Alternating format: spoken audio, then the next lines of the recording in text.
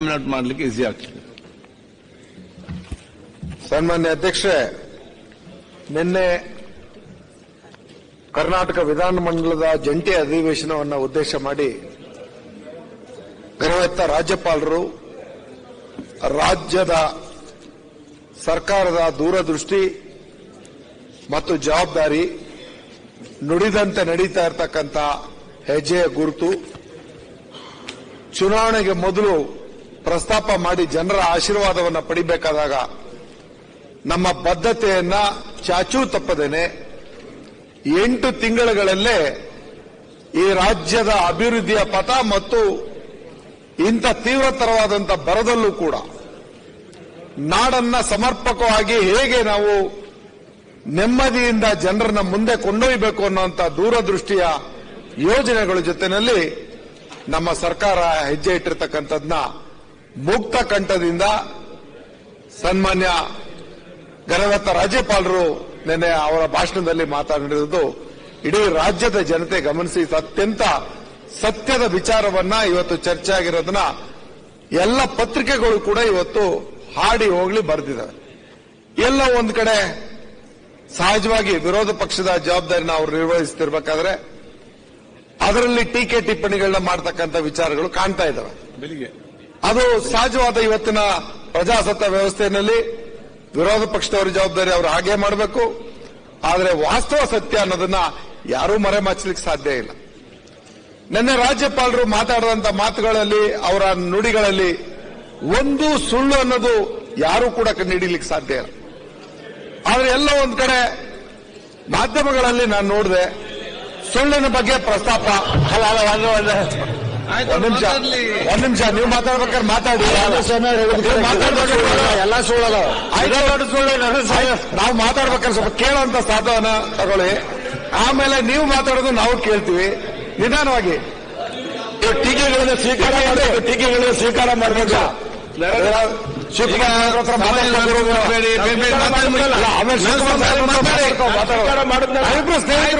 ಚರ್ಚೆ ಮಾಡಲಿಕ್ಕೆ ಟೈಮ್ ಯಾಕೆ ವೇಸ್ಟ್ ಮಾಡ್ತೀರಿ? ಕಂಟಿನ್ಯೂ.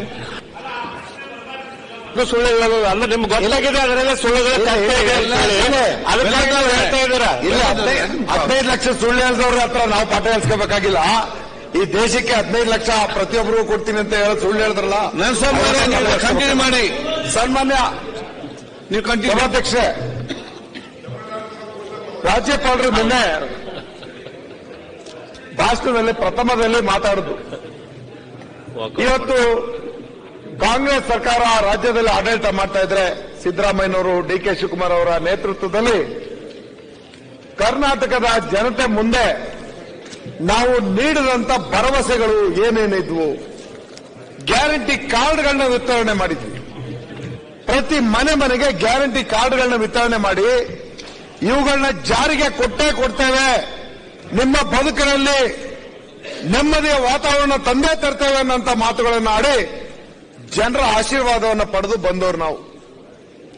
8 ತಿಂಗಳಲ್ಲಿ ಆ 5 ಗ್ಯಾರಂಟಿಗಳನ್ನ ಚಾಚೂ ತಪ್ಪದೆ ಜಾರಿ ಮಾಡಿರೋದು ಸುಳ್ಳು ಅಂತ ನೀವು ಹೇಳ್ತೀರಾ.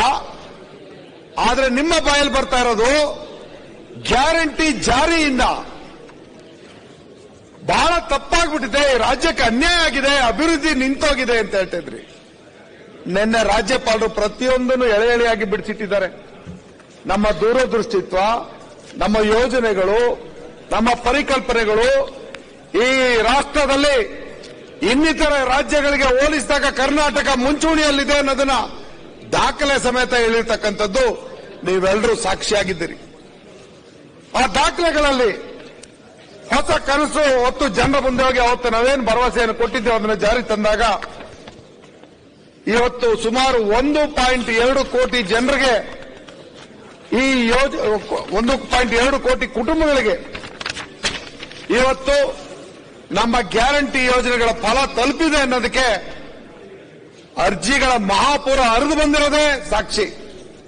ನಿಮಗೆ ಮತ ಹಾಕಿದವರು ಅರ್ಜಿ ಹಾಕಿದ್ದಾರೆ, ಇವ್ರಿಗೆ ಮತ ಹಾಕಿದವರು ಅರ್ಜಿ ಹಾಕಿದ್ದಾರೆ, ನಮಗೆ ಮತ ಹಾಕಿದವರು ಅರ್ಜಿ ಹಾಕಿದ್ದಾರೆ. ತಾರತಮ್ಯ ಇಲ್ಲದಂತೆ ಯೋಜನೆಗಳನ್ನ ಜಾರಿ ಕೊಟ್ಟಿರ್ತಕ್ಕಂಥದ್ದು ಯಾವುದೇ ದ್ವೇಷಕ್ಕೆ ಅವಕಾಶ ಕೊಟ್ಟಿಲ್ಲ. ಈ ಒಂದು ಜವಾಬ್ದಾರಿಯನ್ನು ನಮ್ಮ ಮುಖ್ಯಮಂತ್ರಿಗಳಾದಂಥ ಸಿದ್ದರಾಮಯ್ಯನವರು ಜರೂರಾಗಿ ಹಲವಾರು ಸರ್ಕಾರಗಳನ್ನ ನಾವು ನೋಡಿದ್ವಿ. ಹೇಳದೆ ಒಂದು ಮಾಡದೆ ಒಂದು. ಆಶ್ವಾಸನೆಗಳು ಚುನಾವಣೆ ಸಮಯದಲ್ಲಿ ಭರಪೂರ್ವವಾಗಿ ಕೊಟ್ಟಿದ್ರು, ಯಾವುದೂ ಜಾರಿ ಆಗ್ತಿರ್ಲಿಲ್ಲ. ಇವತ್ತು ಇಡೀ ರಾಷ್ಟ್ರದಲ್ಲಿ ನಮ್ಮನ್ನ ಇತರ ರಾಜ್ಯಗಳು ಅನುಕರಿಸ್ತಾ ಇದ್ದಾವೆ. ಏನಂತ ಅನುಕರಿಸ್ತಾ ಇದ್ದಾವೆ? ಅವರು ಗ್ಯಾರಂಟಿನ ಘೋಷಣೆ ಮಾಡಕ್ಕೆ ಶುರುವಾಗಿದ್ದಾರೆ.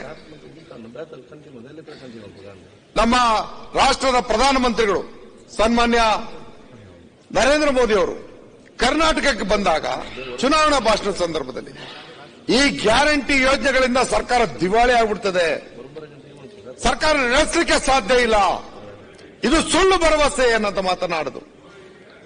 ಇವತ್ತು ನೀವೇ ಸಾಕ್ಷಿಯಾಗಿದ್ದೀರಿ, ಅವರ ಪಕ್ಷದ ಪ್ರತಿಯೊಬ್ಬರು ಸಾಕ್ಷಿಯಾಗಿದ್ದೀರಿ. ಈ ಗ್ಯಾರಂಟಿ ಯೋಜನೆ ಜಾರಿ ಮಾಡಿರೋ ಸುಳ್ಳ. ಗ್ಯಾರಂಟಿ ಯೋಜನೆ ಜಾರಿ ಮಾಡಕ್ಕೆ ಆಗಲ್ಲ ಅಂದಮೇಲೆ ನಿಮ್ಮ ಕ್ಷೇತ್ರದಲ್ಲೂ ನಿಮ್ಮ ಮತಕ್ಷೇತ್ರಗಳಲ್ಲೂ ಈ ಗ್ಯಾರಂಟಿ ಯೋಜನೆ ಫಲಾನುಭವಿಗಳು ಅರ್ಜಿ ಹಾಕಬಾರ್ದು ಅಂತ ನೀವು ಯಾರು ಹೇಳಿದ್ರ? ಇದನ್ನ ಪಡ್ಕೊಳ್ಳೋದು ತಪ್ಪು ಅಂತ ಹೇಳಿದ್ರ? ಈ ಯೋಜನೆ ಅನರ್ಥದಿಂದ ಕೂಡಿದೆ, ಅಪಾರ್ಥದಿಂದ ಕೂಡಿದೆ, ಇದರ ಲಾಭವನ್ನು ನೀವು ಪಡಿಬೇಡಿ ಅಂತ ನೀವು ಯಾರು ಹೇಳಿದ್ರ? ನಿನ್ನೆ ಸನ್ಮಾನ್ಯ ರಾಜ್ಯಪಾಲರು ಮಾಡಿದಂತ ಭಾಷಣವನ್ನ ಯಾವಾಧಾರದ ಮೇಲೆ ನೀವು ಸುಳ್ಳು ಅಂತ ಹೇಳ್ತೀರಿ? ನಿಮ್ಮ ಮನೆ, ನಿಮ್ಮ ಬೆಂಬಲಿಗರು, ನಿಮ್ಮ ಕ್ಷೇತ್ರದ ಮತದಾರರು, ಎಲ್ಲ ಜನಾಂಗದ ಬಡವರು ಈ ಯೋಜನೆಯ ಲಾಭವನ್ನು ಪಡೆದ ಮೇಲೆ ಯಾವ ಆಧಾರದ ಮೇಲೆ ಇದನ್ನ ಸುಳ್ಳು ಅಂತ ಹೇಳ್ತೀರಾ?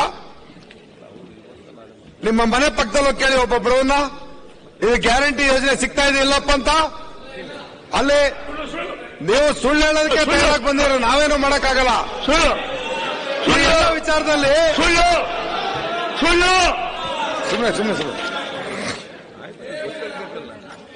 ಇವತ್ತು ದೇಶದಲ್ಲಿ ಆರ್ಥಿಕ ಅಸಮಾನತೆ ಹೆಚ್ಚುತ್ತಿರುವ ಇಂದಿನ ಸಂದರ್ಭದಲ್ಲಿ ಅದನ್ನು ಕಡಿಮೆ ಮಾಡುತ್ತಾ ಆರ್ಥಿಕವಾಗಿ ಮುನ್ನಡೆ ಸಾಧಿಸುವ ಅಭಿವೃದ್ಧಿ ಪಥವನ್ನು ಕರ್ನಾಟಕ ಅನುಸರಿಸುತ್ತಿದೆ.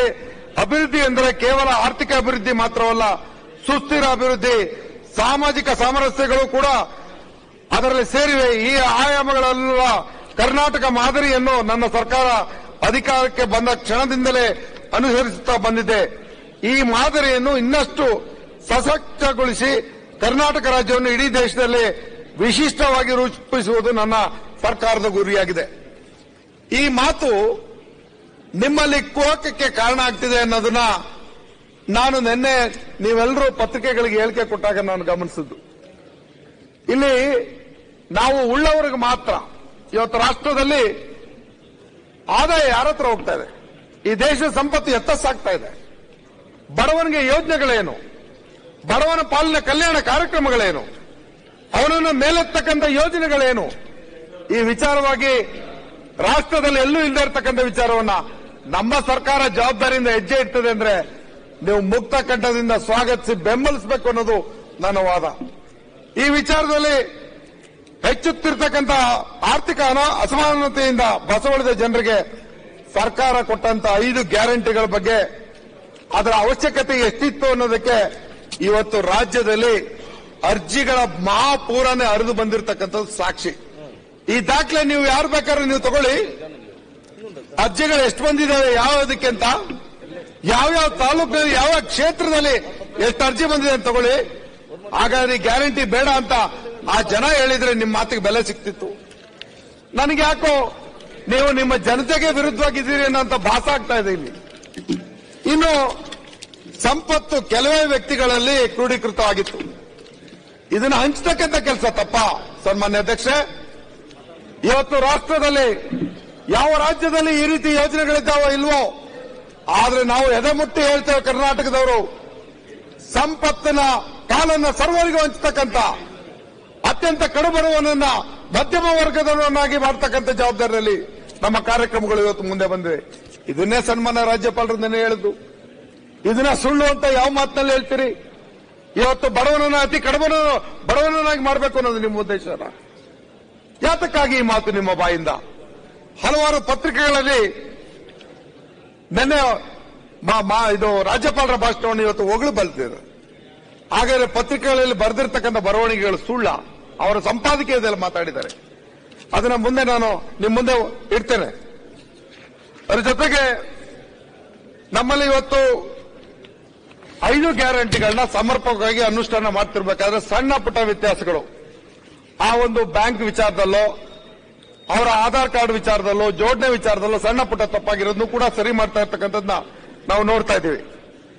ಈ ಒಂದು ಭವಿಷ್ಯದತ್ತ ದೃಷ್ಟಿ ನೆಟ್ಟಿರುವ ಫ್ಯೂಚರಿಸ್ಟಿಕ್ ಸರ್ಕಾರ ಇದು. ಅದರ ಜೊತೆಯಲ್ಲಿ ನೆಮ್ಮದಿಯ ನಾಳೆಗಳನ್ನ ಜನತೆಯ ಪಾಲಿಗೆ ಸಂತೃಪ್ತಿಯಿಂದ ಇರತಕ್ಕಂಥ ರೀತಿಯಲ್ಲಿ ತರುವ ಉದ್ದೇಶನ ಹೊಂದಿರತಕ್ಕಂಥದ್ದು. ಈ ನೀತಿಗಳಲ್ಲಿ ಹೊಸತನವನ್ನ ಅಳವಡಿಸಿಕೊಂಡಿದೆ. ಆರ್ಥಿಕತೆ ಬೆನ್ನೆಲುಬಾಗಿರುವ ಕೃಷಿ, ಕೈಗಾರಿಕೆ ಹಾಗೂ ಸೇವಾ ರಂಗಗಳಲ್ಲಿ ಹೊಸ ಭರವಸೆಗಳನ್ನು ಹುಟ್ಟುಹಾಕಿ ಉದ್ಯೋಗಾವಕಾಶಗಳನ್ನು ಹೆಚ್ಚಿಸಲು ಹಾಗೂ ಜೀವನ ಭದ್ರತೆಯನ್ನು ಕಲ್ಪಿಸಲು ಅಗತ್ಯವಿರುವ ಎಲ್ಲಾ ಕ್ರಮಗಳನ್ನು ಸರ್ಕಾರ ಕೈಗೊಳ್ತಾ ಇದೆ ಅನ್ನೋದನ್ನ ಮುನ್ನುಡಿಯನ್ನ ಬರೆದಿರ್ತಕ್ಕಂಥದ್ದನ್ನ ನೀವು ಗಮನಿಸಬೇಕಾಗಿರ್ತಕ್ಕಂಥದ್ದು. ಈ ಮುನ್ನುಡಿಯನ್ನ ಪ್ರಥಮ ಹೆಜ್ಜೆಯಲ್ಲೇ ನೀವು ಟೀಕೆ ಮಾಡಿದ್ರೆ ಸಾಧನೆಗೆ ಅಡ್ಡಿಪಡಿಸ್ತಾ ಇದ್ದೀರಿ ಅನ್ನೋದು ಜನತೆಗೆ ಭಾಸ ಆಗುತ್ತೆ. ಚುನಾವಣೆ ಮುಂದಿಟ್ಕೊಂಡು ನೀವು ಸುಳ್ಳು ಹೇಳಕ್ ಹೋಗ್ಬೇಡಿ. ಇರಲಿ, ನಿಮ್ಮ ಸುಳ್ಳುಗಳನ್ನ ಜನ ನೋಡಿ ಆಗಿದೆ, ನಮ್ಮ ಭರವಸೆಯ ಜಾರಿಯನ್ನು ಕೂಡ ಜನ ನೋಡಿ ಆಗಿದೆ. ಮುಂದಿನ ದಿನ ಇನ್ನೇನು ಹತ್ತಿರದಲ್ಲಿ ನಾವು ನೀವು ಸಮರಕ್ಕೆ ಸಜ್ಜಾಗ್ತಾ ಇದ್ದೀವಿ, ಅಲ್ಲಿ ನೋಡೋಣ. ತಂತ್ರಜ್ಞಾನದ ಹೊಸ ಹೊಸ ಆವಿಷ್ಕಾರಗಳು ಜೀವನದ ಎಲ್ಲಾ ರಂಗಗಳನ್ನು ವ್ಯಾಪಕವಾಗಿ ಆವರಿಸಿಕೊಳ್ತಾ ಇದೆ, ಹೊಸ ಅವಕಾಶಗಳನ್ನು ಸೃಷ್ಟಿಸುತ್ತಿವೆ. ಈ ಅವಕಾಶಗಳನ್ನು ಬಳಸಿಕೊಂಡು ಉದ್ಯಮಶೀಲತೆಯನ್ನ ರೂಢಿಸಿಕೊಳ್ಳಲು ಮತ್ತು ಉದ್ಯೋಗ ಪಡೆದುಕೊಳ್ಳಲು ನಮ್ಮ ಯುವಜನತೆಯನ್ನು ಸನ್ನದ್ಧಗೊಳಿಸುವುದಕ್ಕಾಗಿ ಹೊಸ ಶಿಕ್ಷಣ ನೀತಿಯನ್ನ ನಾವು ಪ್ರಕಟ ಮಾಡ್ತಿದ್ದೀವಿ. It is not saffronising of the education, it is Indian education equality amongst all. ಆ ಒಂದು ಬದ್ಧತೆ ಇರ್ತಕ್ಕಂಥ, ನಾವು ಯಾವ ಒಂದು ಇತಿಹಾಸವನ್ನು ತಿರುಚುವಂತ ಕೆಲಸವನ್ನು ಮಾಡಲ್ಲ, ಇತಿಹಾಸವನ್ನೂ ತಿಳಿಸ್ತಾ ಭವಿಷ್ಯವನ್ನು ಸೃಷ್ಟಿ ಮಾಡತಕ್ಕಂಥ ಶಿಕ್ಷಣವನ್ನ ಸಮರ್ಪಕವಾಗಿ ನೀಡತಕ್ಕಂಥ ಹೊಸ ಶಿಕ್ಷಣ ನೀತಿಯನ್ನ ನಮ್ಮ ಸರ್ಕಾರ ತರ್ತಿದ್ದೀವಿ ಅನ್ನೋಂತ ಘೋಷಣೆಯನ್ನ ಮಾಡಿರ್ತಕ್ಕಂಥದ್ದನ್ನ ನೀವು ಟೀಕೆ ಮಾಡೋದಾದ್ರೆ ನಿಮಗೆ ಈ ಬದ್ಧತೆಯ ವಿಚಾರದಲ್ಲಿ ಪ್ರಶ್ನೆ ಮಾಡಬೇಕಾದಂತ ಸಂದರ್ಭ ಬರ್ತದೆ ಅನ್ನೋದನ್ನು ಹೇಳಲಿಕ್ಕೆ ಬಯಸ್ತೇನೆ. ಸಾಕಷ್ಟು 5 ವರ್ಷ ನೀವಿಬ್ರು ಸರ್ಕಾರಗಳಲ್ಲಿ ಪಾಲ್ಗೊಂಡಿದ್ರಿ. 1 ವರ್ಷ ನಾವು ಜಂಟಿಯಾಗಿದ್ವಿ, ಅದರ ನಂತರ ನೀವು 4 ವರ್ಷ ರಾಜ್ಯಭಾರ ಮಾಡಿದ್ರಿ. ಇಡೀ ರಾಜ್ಯದಲ್ಲಿ ನಾವೆಲ್ಲರೂ ಮುಕ್ತವಾಗಿ ಯೋಚನೆ ಮಾಡೋಣ. ಯಾವ ವಿಶ್ವವಿದ್ಯಾಲಯದಲ್ಲಿ ಶಿಕ್ಷಣ ವ್ಯವಸ್ಥೆಗೆ ಅಧ್ಯಾಪಕರು ಪೂರ್ಣ ಪ್ರಮಾಣದಲ್ಲಿದ್ದಾರೆ? ಉನ್ನತ ಶಿಕ್ಷಣವನ್ನು ಹೇಗೆ ಪಡೆಯಬೇಕು ನಮ್ಮ ಮಕ್ಕಳು? ಎಲ್ಲಿ ಇವತ್ತು ನೇಮಕಾತಿ ಆಗ್ಬೇಕಾಯಿತು, ಯಾಕೆ ಮಾಡಲಿಲ್ಲ ನೀವು? ಅದನ್ನ ಮಾಡಿ ಶಿಕ್ಷಣ ವ್ಯವಸ್ಥೆಯನ್ನು ಸುಸ್ಥಿತಿಗೆ ತರ್ತೀವಿ ಅನ್ನೋಂತ ಘೋಷಣೆ ಮಾಡಿರ್ತಕ್ಕಂಥದ್ದನ್ನ ನೀವು ಧಿಕ್ಕಾರ ಮಾಡ್ತೀರಾ? ಇದು ನಮ್ಮ ಮುಖ್ಯಮಂತ್ರಿಗಳು, ನಮ್ಮ ಸರ್ಕಾರದ ಬದ್ಧತೆಯನ್ನ ನೀವು ಪ್ರಶ್ನೆ ಮಾಡೋದಾದ್ರೆ ನಮ್ಮ ಮಕ್ಕಳಿಗೆ ಶಿಕ್ಷಣನೇ ಬೇಡ ಅಂತಾರೆ ನಿಮ್ಮ ಮಾತು. 8 ತಿಂಗಳಲ್ಲಿ ನಮ್ಮ ಸರ್ಕಾರ ರಾಷ್ಟ್ರಕವಿ ಕುವೆಂಪು ಅವರ ಆಶಯವಾದ ಸರ್ವ ಜನಾಂಗದ ಶಾಂತಿಯ ತೋಟ, ರಾಜ್ಯದ ಸರ್ವಾಂಗೀಣ ಅಭಿವೃದ್ಧಿಗಳನ್ನ ಸರ್ಕಾರದ ಧ್ಯೇಯ ವಾಕ್ಯಗಳನ್ನಾಗಿ ಇಟ್ಕೊಂಡು ಇವತ್ತು ಮುನ್ನಡೀತಾ ಇದೆ. ಈ ಜವಾಬ್ದಾರಿನಲ್ಲಿ ಈ 2 ಧ್ಯೇಯಗಳನ್ನು ಸಮರ್ಥವಾಗಿ ಅನುಷ್ಠಾನ ಮಾಡಿದೆ ಎಂಬ ಹೆಮ್ಮೆಯನ್ನ ನಿನ್ನೆ ರಾಜ್ಯಪಾಲರು ತಮ್ಮ ಭಾಷಣದಲ್ಲಿ ಉಲ್ಲೇಖ ಮಾಡಿದ್ದಾರೆ. ಈ ಯೋಜನೆಗಳು ಒಂದು ಜಾತಿ ಮತ್ತು ಒಂದು ಪ್ರದೇಶಕ್ಕೆ, ಒಂದು ಧರ್ಮಕ್ಕೆ ಅನ್ವಯವಾಗದೆ ನಾಡಿನಲ್ಲಿರ್ತಕ್ಕಂಥ ಎಲ್ಲ ರೀತಿಯ ಅರ್ಹ ಜನರಿಗೆ ಯಾವುದೇ ಮಧ್ಯವರ್ತಿಗಳ ಹಸ್ತಕ್ಷೇಪವಿಲ್ಲದೆ, ಇದನ್ನ ದಯವಿಟ್ಟು ನೋಟ್ ಮಾಡ್ಕೊಳ್ಳಿ, it is DBT, direct benefit transfer, no mediator here. ನಮ್ಮ ಸರ್ಕಾರದಲ್ಲಿ ನೀವಿಟ್ಟಿದ್ದಂತ ಮಧ್ಯವರ್ತಿಗಳಿಗೆ ತಿಲಾಂಜಲಿ ಹೇಳಿ ಸ್ವಂತ ನೇರವಾಗಿ ಜನರಿಗೆ ತಲುಪತಕ್ಕಂತ, ಅವರ ಅಕೌಂಟ್ಗಳಿಗೆ ತಲುಪತಕ್ಕಂತ ನರೇಂದ್ರ ಸ್ವಾಮಿ ಒಂದೇ ನಿಮಿಷ ಸರ್ವ ಜನಾಂಗದ ಶಾಂತಿಯ ತೋಟ ಅಂತ ಹೇಳಿದ್ರಿ. ಅದ್ರ ಬಗ್ಗೆ ಸ್ವಲ್ಪ ಇದ್ರ ಬಗ್ಗೆನೂ ಬೆಳಗ್ಸಲ್ರಿ. ದಲಿತ ಮಹಿಳೆಗೆ ಬೆಳಗಾಂದಲ್ಲಿ ಏನಾಯ್ತು ಅಂತ ಹೇಳಿ ವ್ಯವಸ್ಥೆಗಳು ಮಾಡಿದ್ರು. ನಿಮ್ಗೆ ಮಾತಾಡಲಿಕ್ಕೆ ಮಂಡ್ಯದಲ್ಲಿ ಏನಾಯ್ತು ಎಲ್ಲದವ್ರೆ ಅಲ್ಲ ಮಾತಾಡ್ಲಿ, ಅವ್ರಿಗೆ ಅದ್ರ ಬಗ್ಗೆ ಸ್ವಲ್ಪ ಬೆಳಗ್ಸಲ್ಲ ಹೇಳ್ತಾರೆ. ನಿಮ್ಮ ಮಾತ್ರ ಅವಕಾಶ ಇದೆ. ಡಿಬಿಟಿ ತಂದವ್ರು ಯಾರು ಅದ್ರ ಬಗ್ಗೆ ಹೇಳ್ರಿ. ಸಿ ಪಾಟೀಲ್ ನೆನಪಾಡತ್ತಾರ ನಿಮ್ಗೆ. ಕಂಟಿನ್ಯೂ ಮಾಡಿ, ನರೇಂದ್ರ ಮೋದಿ ಸರ್ಕಾರ ಅಲ್ಲ, ನೀವು ಕಂಟಿನ್ಯೂ ಮಾಡಿ. ಬೆಲ್ಲದವ್ರೆ ನರೇಂದ್ರ ಸ್ವಾಮಿ ಅವರೇ, ಅಲ್ಲ ಬೆಲ್ಲದವರ ಒಂಚೂರು ತಂತ್ರಜ್ಞಾನ ತಂದಿದ್ದಾರೆ ರಾಜೀವ್ ಗಾಂಧಿ ಅವರು. ತಂತ್ರಜ್ಞಾನನೇ ಇರಲಿಲ್ಲ ಅಂದ್ರೆ ಆಮೇಲೆ ಅದಕ್ಕೆ ಅದಕ್ಕೆ ತಕ್ಕಂತೆ ಶಿಕ್ಷಣ ಕೊಟ್ಟಿದ್ದಾರೆ.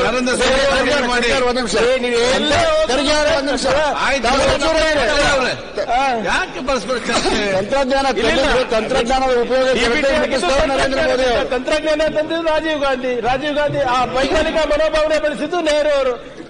ಕರೆಕ್ಟ್ ಆಗಿ ಆಗ್ಲಿ ಎಲ್ಲಾನು. ಮಾಜಿ ಹೆಸರೇನು ಆಧಾರ್ ಸರಿ ಇಲ್ಲ ಅಂತ ವಿರೋಧ ಮಾಡಿದ್ದವರು. ಆಯ್ತು, ಈಗ ಅದಕ್ಕೆ ಆಧಾರ್ ಇಲ್ಲದೆ ಡಿಬಿಟಿನೇ ಮಾಡಕ್ ಆಗ್ತಾ ಇರಲಿಲ್ಲ. ಇಷ್ಟು ಸುಲಭವಾಗಿ ಆಧಾರ್ ತಗೊಂಡ್ಬಂದಾಗ ವಿರೋಧ ಮಾಡಿದವರು ಯಾರು? ಹಿಂದಿನ ಗುಜರಾತಿನ ಮುಖ್ಯಮಂತ್ರಿಗಳು. ಆಧಾರ್ ಬೇಡ ಅಂತ ಹೇಳಿ ಶುರುವಾಯಿತು. LPGಗೆ ಡಿಬಿಟಿ ಶುರು ಮಾಡಿದ್ದೆ ನಾವು. GST ತಗೊಂಡ್ಬಂದವ್ರೆ ನಾವು. ಅದಕ್ಕೆ ವಿರೋಧ ಮಾಡಿದವರು ಯಾರು? ಅಂದಿನ ಗುಜರಾತ್ ಮುಖ್ಯಮಂತ್ರಿ. ಈ ಟ್ಯಾಕ್ಸ್ ಡೆವಲ್ಯೂಷನ್ ಬಗ್ಗೆ ಅವಾಗ ಯಾರು ರಾಜ್ಯಕ್ಕೆ ಅನ್ಯಾಯ ಆಗ್ತಂತ ಯಾರು ಹೇಳಿದ್ರು? ಅಂದಿನ ಗುಜರಾತ್ ಮುಖ್ಯಮಂತ್ರಿ. ಇವಾಗ ಪ್ರಧಾನಮಂತ್ರಿ ಆದಾಗ ಮಾತಾಡಿದ್ರೆ ಮುಖ್ಯಮಂತ್ರಿ ಆಗಿ ಮಾತಾಡಿದ್ರೆ ಗಬ್ಬರ್ ಸಿಂಗ್ ಟ್ಯಾಕ್ಸ್ ಅನ್ನೋರು ಯಾರು? ಅನುಷ್ಠಾನ ಸರಿಯಾಗಿ ಮಾಡಿಲ್ಲ ವಾದ ಇರೋದು. ಆಯ್ತು, ಎಲ್ಲದಕ್ಕೂ ಚರ್ಚೆಗೆ ರೆಡಿ. ಇಲ್ಲಿನ ಅನುಷ್ಠಾನ ಸರಿಯಾಗಿ ಆಗ್ತಿದ್ದಿಲ್ಲ. ಮುಖ್ಯಮಂತ್ರಿ ಪ್ರಧಾನಮಂತ್ರಿ ವ್ಯತ್ಯಾಸ ಬಹಳ ಇದೆ, ಅದು ಅರ್ಥಕೊಳ್ಳಿ ಅಂತ ಇರೋದಷ್ಟೇ. ಸನ್ಮಾನ್ಯ ಅಧ್ಯಕ್ಷೆ, ಬೆಲ್ಲದವ್ರ ತಂದೆಯವರು ನನಗೆ ಪಾಠ ಹೇಳ್ಕೊಟ್ಟಿದ್ದಾರೆ. ಆಯ್ತು, ನೀವು ಕಂಟಿನ್ಯೂ ಮಾಡಿ. ಈಗ CC ಪಾಟೀಲ್ರು ನನ್ನ ಜೊತೆಲೇ ಇದ್ದವರು. ಅವ್ರಿಗೆ ಏನು ಏನ್ ಮಾತಾಡ್ತಿದ್ರಿ ಅನ್ನೋದು ಚೆನ್ನಾಗಿ ಬೇರೆಯವ್ರಿಗಿಂತ ಅವ್ರಿಗೆ ಚೆನ್ನಾಗಿ ಅರ್ಥ ಆಗುತ್ತೆ. ಆದ್ರೆ ಸಹಜವಾಗಿ ವಿರೋಧ ಪಕ್ಷದಲ್ಲಿದ್ದಾಗ ಒಂದು ಕುಟುಕ್ಬೇಕೆಲ್ಲ ಕುಟುಕ್ತಿದ್ದಾರೆ. ಸಂತೋಷ, ಸ್ವಾಗತಿಸ್ತೀನಿ. ನಮ್ಮ ಸರ್ಕಾರ ಇವತ್ತು ಗ್ಯಾರಂಟಿ ಯೋಜನೆಗಳನ್ನ ಅನುಷ್ಠಾನ ಮಾಡ್ತಾ ಇರ್ತಕ್ಕಂಥ ಒಂದು ಸಾರ್ವತ್ರಿಕ ದಾಖಲೆ ಅಂತ ಇಡೀ ದೇಶ ವಿದೇಶಗಳಲ್ಲಿ ಮಾತಾಡ್ತಿದ್ದಾರೆ. ಆದ್ರೆ ಒಲ್ಲದ ಗಂಡನಿಗೆ ಮೊಸರಲ್ ಕಲ್ಲು ಅಂತ ನಮ್ಮ ರಾಜ್ಯದಲ್ಲಿ ನಮ್ಮ ವಿರೋಧಿ ಪಕ್ಷದ ಸ್ನೇಹಿತರುಗಳಿಗೆ ಟೀಕೆ ಮಾಡ್ದೇನೆ ಅವ್ರಿಗೆ ದಾರಿ ಇಲ್ಲ ಅನ್ನೋಂಥ ರೀತಿಯಲ್ಲಿ ಮಾತಾಡ್ತಿದ್ದಾರೆ. ಅದಕ್ಕೆ ಮೊದಲೇ ನಮ್ಮ ಯೋಜನೆ ಶಕ್ತಿ ಯೋಜನೆ. ನಮ್ಮ ಎಲ್ಲ ಸದಸ್ಯರು ನಾನು ಆಹ್ವಾನಿಸ್ತೀನಿ, ಬನ್ನಿ KSRTC ಬಸ್ ಹತ್ತನ. ಆ ಮಹಿಳೆಯರ ಹತ್ರ ನಾವು ಮಾತಾಡೋಣ, ಈ ಯೋಜನೆ ಸರಿಯಾ ತಪ್ಪು ಅಂತ. ಅಲ್ಲಿ ನಿಮಗೆ ಉತ್ತರ ಸಿಕ್ಕುತ್ತೆ. ನೀವು ಯಾರು KSRTC ಬಸ್ಸೇ ಹತ್ತಲ್ಲ. ಶಕ್ತಿ ಯೋಜನೆ ಬಗ್ಗೆ ನಿಮ್ಗೆ ಅರಿವು ಬರೋದಕ್ಕಾದ್ರೂ ಹೇಗೆ ಸಾಧ್ಯ? ಇವತ್ತು ನಾನು ರಾಜ್ಯಪಾಲರ ಭಾಷಣದಲ್ಲಿ ಶಕ್ತಿ ಯೋಜನೆ ಬಗ್ಗೆ ಹೇಳ್ಬೇಕಾದ್ರೆ ಸುಮಾರು 3.5 ಕೋಟಿ ಮಹಿಳೆಯರು, ಇಲ್ಲಿ ಯಾವ ಜಾತಿನೂ ಇಲ್ಲ, ಧರ್ಮನೂ ಇಲ್ಲ, ಮತ್ತೊಂದು ಇಲ್ಲ, ಸುಮಾರು 100 ಯಾವ ಪಾರ್ಟಿನೂ ಇಲ್ಲ, ಹೌದು, ವಯಸ್ಸು ಇಲ್ಲ, 150 ಕೋಟಿಗೂ ಹೆಚ್ಚು ಟ್ರಿಪ್ಗಳಲ್ಲಿ ನಮ್ಮ ತಾಯಂದರು ಇವತ್ತು ಪ್ರಯಾಣ ಮಾಡ್ತಿದಾರಲ್ಲ. ಇದನ್ನ ಸುಳ್ಳು ಅಂತ ಹೇಳ್ತೀರಾ ನೀವು? ಯಾವ ರೀತಿ ಇದು ಸುಳ್ಳು? ದಾಖಲೆನಲ್ಲಿ ಇರ್ತಕ್ಕಂಥದ್ದು ಇದು. ಇನ್ನು ಮುಂದುವರೆದ ಭಾಗದಲ್ಲಿ ಅನ್ನಭಾಗ್ಯ, ನಮ್ಮ ಬೆಲ್ಲದವ್ರಿಗೂ CC ಪಾಟೀಲ್ ಅಣ್ಣನಿಗೂ